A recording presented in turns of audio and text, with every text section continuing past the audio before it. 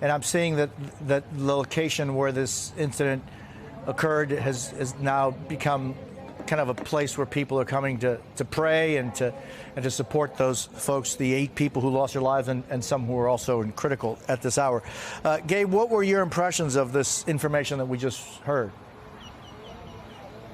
That's right, Jose. Well, I want to give you a sense of the scene right here really quickly. If you can show what's going on right here, there is a group that has gotten here to the scene. This is the scene where those 8 people were standing when the SUV crashed into the bus stop, and now there is this group paying their respects.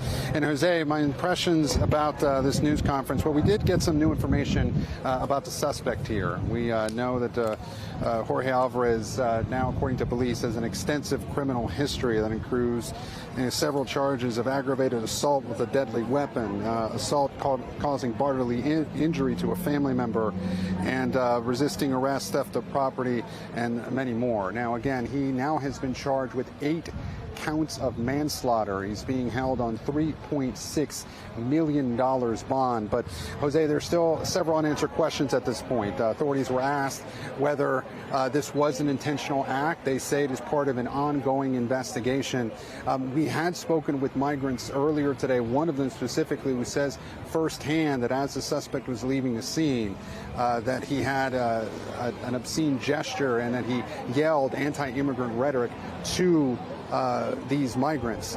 Again, that has been unsubstantiated by police, but they call this an ongoing investigation. He is, though, under arrest. Again, news here, the suspect named Jorge Alvarez with an extensive criminal history and is now facing 8 counts of manslaughter. The latest we heard from the mayor is that several of those who were injured also remain in critical condition here. And, of course, this community is just stunned that this has happened, again, right across the street from a migrant shelter that has seen an influx of Venezuelan migrants over the last few weeks, Jose.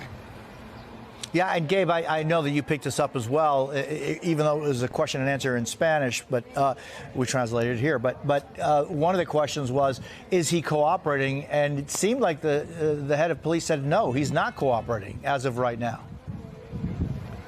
And, that tracks with what we were hearing yesterday. The police said that he was not cooperating. It took some time to identify him, indeed.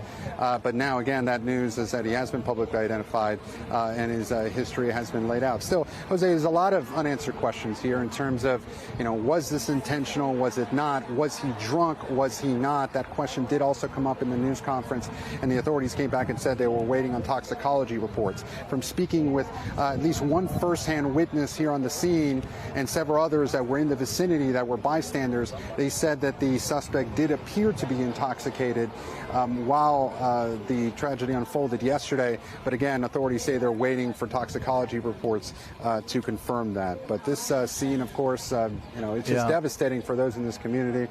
As you can hear behind me, the prayer ongoing, an impromptu vigil essentially happening at a makeshift memorial, which has only grown in the last few hours in front of this migrant shelter, Jose.